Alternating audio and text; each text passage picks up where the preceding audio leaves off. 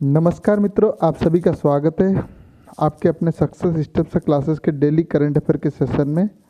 आज 13 अगस्त 2020 है और आज के जो मोस्ट करंट अफेयर प्रश्न हैं उनको विस्तार से समझने का प्रयास करेंगे और प्रत्येक बिंदु पर हम लोग एक मोटे मोटे तौर पर समझेंगे। तो चलिए शुरुआत करते हैं आज के पहले प्रश्न की।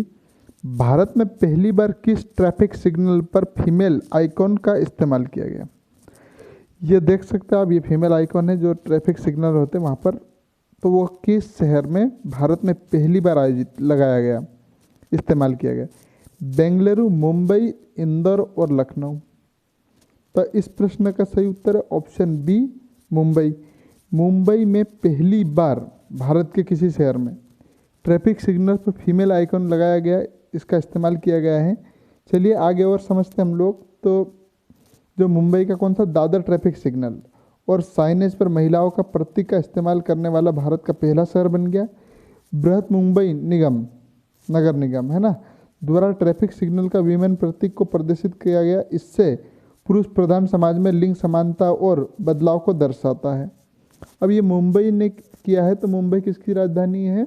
महाराष्ट्र की। यहाँ के मुख्यमंत्री उद्धव ठाकरे साहब है, जो कि विधानसभा के सदस्य ना होकर विधान परिषद के सदस्य है, जो कि भारत के 6 राज्यों में, कौन कौन से राज्यों में है विधान परिषद?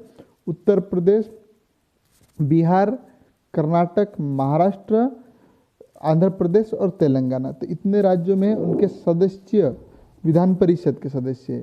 तो ये महाराष्ट्र में भारत के एकमात्र मुख्यमंत्री जो विधान परिषद के सदस्य है। यहाँ के राज्यपाल कौन है? भगत सिंह कोश्यारी, और मुंबई राजधानी है। चलिए हम लोग आगे बढ़ते हैं अब दूसरे प्रश्न की ओर। दूसरा प्रश्न के अनुसार है, नितिन सेठी और शिव सहाय को पत्रकारिता के क्षेत्र में किस पुरस्कार से सम्मानित किया गया? पुलित्जर पुरस्कार, कलिंग पुरस्कार, रामनाथ गोयनका पुरस्कार और केपी नारायण पुरस्कार मेमोरियल अवार्ड। तो इस प्रश्न का सही उत्तर है option D, KP Narayan Kumar memorial award से सम्मानित किया जाएगा इनको, नितिन सेठी और शिव सहाय को। आगे और विस्तार से समझने का प्रयास करेंगे हम लोग। तो ये कौन सी? Asian college of journalism ACJ द्वारा सोशल इफेक्ट जर्नलिज्म के लिए केपी नारायण मेमोरियल अवार्ड का विजेता घोषित किया गया 2019 का, है ना। यह पुरस्कार विश्व स्वास्थ्य संगठन की मुख्य वैज्ञानिक सौम्या स्वामीनाथन द्वारा 2021 की क्लास में उद्घाटन पर वर्चुअल समारोह के दौरान प्रदान किए गए। अब अमित सेठी कौन है? हबिस्टन के पत्रकार है और जो द हबिस्टन पोस्ट इंडिया द्वारा प्रकाशित पेशा पॉलिटिक्स नामक अपनी 6 भाग वाली श्रृंखला के लिए ये पुरस्कार जीता। अब शिव सहाय द हिंदू में पत्रकार है, जो उन्हें हिंदू में प्रकाशित death by digital escalation on facility public distribution system in Jharkhand नामक पहली कहानी के लिए ये भी जीता गया। अब एसीजी के बारे में देखते हैं हम लोग। तो मीडिया डेवलपमेंट फाउंडेशन के सदस्य एसीजी का फुल फॉर्म क्या है? एशियन कॉलेज ऑफ जर्नलिज्म ने भारत के लिए सामाजिक प्रभाव के लिए खोजी पत्रकारिता और सर्वोत्तम कार्यों को पहचान के लिए पुरस्कृत करने के लिए 2 पुरस्कारों की स्थापना की थी। और इसका मुख्यालय कहाँ पर है? चेन्नई, तमिलनाडु में। अध्यक्ष शशि कुमार है। अब चेन्नई किसकी राजधानी है? तमिलनाडु। इसका मुख्यमंत्री कौन है? के पलानीस्वामी। अब हम लोग आगे बढ़ते हैं तीसरे प्रश्न की ओर। तीसरा प्रश्न क्या है? किस राज्य सरकार ने इंदिरा वन मितान योजना का शुभारंभ किया? मध्य प्रदेश, महाराष्ट्र, गुजरात और छत्तीसगढ़। तो इसका सही उत्तर है ऑप्शन डी, छत्तीसगढ़ सरकार ने इंदिरा वन मितान योजना का शुभारंभ किया है। तो इसको डिटेल में हम लोग और चर्चा करते हैं। तो ये योजना का लक्ष्य क्या? राज्य में वनवासियों यानी आदिवासियों को आत्मनिर्भर बनाना है। इस योजना के तहत राज्य के आदिवासी क्षेत्रों में 10,000 गाँवों को युवाओं को समूह बनाएगी। वे सभी वन आधारित गतिविधियों कार्यों का संचालन करने के जिम्मेदार रहेंगे और इस आर्थिक गतिविधि से आदिवासियों के लिए रोजगार के स्वरोजगार उत्पन्न होंगे।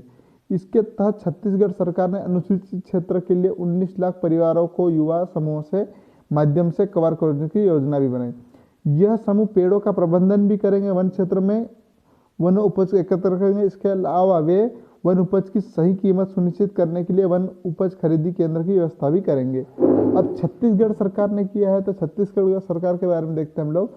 तो छत्तीसगढ़ का गठन कब हुआ था? 1 नवंबर 2000 को हुआ था, जो कि मध्य प्रदेश से अलग हुआ था। और ये अलग कब हुआ था? 31 अक्टूबर 2000 की मध्य रात्रि में अलग हुआ था और 1 नवंबर 2000 से अलग स्वरूप से आ गया था, नए स्वरूप में। इसकी राजधानी क्या है? नया रायपुर अटल नगर के नाम से जानी जाती है। भूपेश बघेल यहाँ के मुख्यमंत्री, अनुसुईया उइके यहाँ के राज्यपाल है। यहाँ पर विधानसभा की 90 सीटें हैं, राज्यसभा की 5 सीटें और लोकसभा की 11 सीटें हैं। प्रमुख राष्ट्रीय उद्यानों की बात करें तो इंद्रावती राष्ट्रीय उद्यान, कांगेर राष्ट्रीय उद्यान, गुरु घासीदास राष्ट्रीय उद्यान यहाँ पर स्थित है। अन्य नाम क्या है? धान के कटोरा भी छत्तीसगढ़ में जो अन्य नाम है छत्तीसगढ़ का। तो इतनी जानकारी हो गई। अब हम लोग आगे बढ़ते हैं। चौथा प्रश्न है, किस मुख्यमंत्री द्वारा किसान सहायता योजना का किस राज्य सरकार द्वारा मुख्यमंत्री किसान सहायता योजना का शुभारंभ किया? मध्य प्रदेश, महाराष्ट्र, गुजरात और छत्तीसगढ़। फिर 4 ऑप्शन दिए गए, तो इसका सही उत्तर है ऑप्शन सी, गुजरात। गुजरात राज्य सरकार द्वारा मुख्यमंत्री की किसान सहायता योजना का शुभारंभ किया गया है। और इसको डिटेल में हम लोग चर्चा करेंगे। तो गुजरात के मुख्यमंत्री कौन है? विजय रूपाणी द्वारा मुख्यमंत्री किसान सहायता योजना का शुभारंभ किया गया। और इस योजना की घोषणा वर्तमान खरीफ फसल के सीजन के मद्देनजर की गई, जिसमें राज्य के सभी किसानों को कवर किया जाएगा। इस योजना के लिए किसानों को कोई प्रीमियम या पंजीकरण प्रक्रिया का भुगतान नहीं देना होगा। किसान सहायता योजना मौजूदा फसल बीमा योजना की जगह लगी। इस तरह के जिन किसानों को पहले मौजूदा योजना में प्रीमियम भुगतान किया है उन्हें धनराशि की मिलेगी। पिछली योजना की तुलना में आदिवासी किसान योजना भी इसका हिस्सा लेंगे, आदिवासी किसान भी, जिसे उन्हें बाहर रखा गया था। उस वाली योजना में आदिवासी किसानों को बाहर रखा गया था, इसमें उन्हें लिया गया। अब गुजरात सरकार ने की, तो गुजरात सरकार के बारे में देखते हैं। इसकी राजधानी गांधीनगर है, मुख्यमंत्री विजय रूपाणी है और आचार्य देवव्रत यहाँ के राज्यपाल है। लोकसभा की 26 सीटें हैं, राज्यसभा की 11 सीटें और विधानसभा 182 सीटें हैं।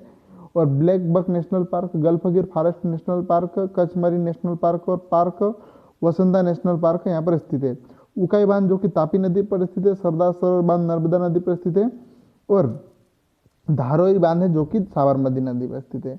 अब इतनी जानकारी हो गई, तो आगे हम लोग मानचित्र में हम लोग देखेंगे इसको भी। तो चलिए अब आगे बढ़ते हैं 5वें प्रश्न की। आत्मनिर्भर मध्य प्रदेश स्वास्थ्य और शिक्षा शीर्षक पर वेबिनार का शुभारंभ किस मंत्री द्वारा किया गया? केंद्रीय मंत्री। तो रमेश पोखरियाल निशंक, राजनाथ सिंह, अमित शाह और एस जयशंकर। तो केंद्रीय शिक्षा मंत्री है, जिससे पहले उसका नाम क्या शिक्षा मंत्रालय था, अब पहले उसका नाम था मानव संसाधन विकास मंत्रालय। इसके वर्तमान मंत्री कौन है? शिक्षा मंत्री रमेश पोखरियाल निशंक। इन्होंने आत्मनिर्भर मध्य प्रदेश स्वास्थ्य और शिक्षा शीर्षक पर वेबिनार का शुभारंभ किया है। डिटेल में हम लोग चर्चा करेंगे, तो ये आपको बता चुका हूँ मैं। तो ये आत्मनिर्भर मध्य प्रदेश स्वास्थ्य और शिक्षा शीर्षक पर वेबिनार का उद्घाटन किया। और वेबिनार को आत्मनिर्भर भारत कार्यक्रम के अंतर्गत मध्य प्रदेश के लिए देश भर से विषय विशेषज्ञों के साथ शिक्षा और स्वास्थ्य जैसे विषयों पर चर्चा करने के लिए आयोजित किया गया था। केंद्रीय शिक्षा मंत्री रमेश पोखरियाल निशंक ने वेबिनार को संबोधित करते हुए कोविड-19 की महामारी के दौरान शिक्षा मंत्रालय द्वारा की गई विभिन्न पहलों पर प्रकाश डाला। इसके अलावा उन्होंने सभी क्षेत्रों में कई तरह के हस्तक्षेपों की शुरुआत करके कोविड-19 संकट पर तेजी से कार्य करने के लिए प्रतिक्रिया देने के लिए मध्य प्रदेश सरकार की सराहना भी की। अब जो रमेश पोखरियाल निशंक के जो शिक्षा मंत्री देश के, ये उत्तराखंड के हरिद्वार सीट से सांसद है। तो इतनी जानकारी हो गई। अब हम लोग मानचित्र में हम देखेंगे, तो जिसमें पहले मध्य प्रदेश के बारे में देखेंगे, उसके बाद मानचित्र में भी समझेंगे। इसका देखिए 1 नवंबर 1956 को भोपाल राजधानी थी, इसका गठन हुआ था। वर्तमान में पुनर्गठन कब हुआ था? 1 नवंबर 2000 को पुनर्गठन हुआ था, जिससे छत्तीसगढ़ अलग हुआ था। तो यह इसका पुनर्गठन हुआ था। कभी प्रश्न आए कि 1 नवंबर 2000 को क्या हुआ था? तो मध्य प्रदेश का पुनर्गठन हुआ था, क्योंकि किसी राज्य के गठन अलग होने के बाद नया स्वरूप में आना, तो नवीनतम स्वरूप मध्य प्रदेश का 1 नवंबर 2000 से। मुख्यमंत्री शिवराज सिंह चौहान है। यहाँ पर लालजी टंडन के स्थान पर आप कर लीजिएगा। मुख्यमंत्री कौन है? राज्यपाल कौन है? अनुसुईया उइके, जिनके पास उत्तर प्रदेश का भी प्रभार है। लोकसभा की यहाँ पर 11 सीटें हैं, राज्यसभा की गलत बोल दिया मैंने, लोकसभा की 29 सीटें हैं, राज्यसभा की 11 सीटें और विधानसभा की 230 सीटें हैं और प्लस 1 यानी एंग्लो इंडियन के लिए आरक्षित है। 230 सदस्य निर्वाचित होते हैं। और प्रमुख बांधों की बात करने से पहले हम लोग यहाँ पर प्रमुख राष्ट्रीय उद्यानों की बात करेंगे। कानाकुसली राष्ट्रीय उद्यान, बांधवगढ़ राष्ट्रीय उद्यान, पन्ना राष्ट्रीय उद्यान, पेंच, संजय, सतपुड़ा राष्ट्रीय उद्यान, यह मध्य प्रदेश में स्थित है। भारत के सर्वाधिक राष्ट्रीय उद्यान मध्य प्रदेश में है, कितने? 11। कान्हा किसली राष्ट्रीय उद्यान मध्य प्रदेश का पहला राष्ट्रीय उद्यान है जो बाघ परियोजना में शामिल हुआ था। आगे और मध्य प्रदेश के बारे में देखेंगे हम लोग, तो ये 5 राज्यों के साथ सीमा साझा करता है। उत्तर में उत्तर प्रदेश, पूर्व में छत्तीसगढ़, दक्षिण में महाराष्ट्र और पश्चिम में गुजरात, उत्तर पश्चिम में राजस्थान का सीमा साझा करता है। इसका क्षेत्रफल वर्तमान में कितना है? वर्तमान में 30,82,52 वर्ग किलोमीटर। मध्य प्रदेश की पूर्व से पश्चिम 830 किलोमीटर लंबाई है और उत्तर से दक्षिण में 605 किलोमीटर। यहाँ पर 6 लोक संस्कृतियाँ, निमाड़, मालवा, बुंदेलखंड, बघेलखंड, महाकौशल और ग्वालियर जो कि चंबल है। तो अन्य नाम क्या है मध्य प्रदेश के? टाइगर स्टेट, सोया स्टेट, हृदय प्रदेश, मध्य भारत, लघु भारत, नदियों का मायका, सेंट्रल प्रोविंस एंड बरार, इतने मध्य प्रदेश के अन्य नाम है। कभी प्रश्न आ सकता है इसमें से।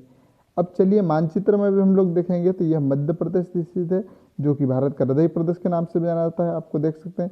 अब छत्तीसगढ़ के बारे में भी हम लोगों ने देखा था और तमिलनाडु का भी जिक्र हुआ था, तो यहाँ पर ये तमिलनाडु स्थित है। और गुजरात का भी देखा था हम लोगों ने और महाराष्ट्र का। तो इतने राज्यों की आज हम लोग चर्चा करें तो आप सब देख सकते हैं। ये देखिए मध्य प्रदेश सीमा गुजरात की भी लगी है, महाराष्ट्र की भी लगी, छत्तीसगढ़ की भी लगी और तमिलनाडु की आंध्र प्रदेश, कर्नाटक और केरल के साथ सीमा साझा करता है। और देखिए ये जो श्रीलंका के और उसके तमिलनाडु के बीच यह पाक जलडमरू मध्य संधि भी है और जिसे राम सेतु के नाम से भी जाना जाता है। तो इतनी जानकारी हो गई, आगे हम लोग और चर्चा करेंगे। तो अब 6वां प्रश्न है, कैपिटल इंडिया फाइनेंस के नए मुख्य कार्यकारी अध्यक्ष किसे नियुक्त किया गया?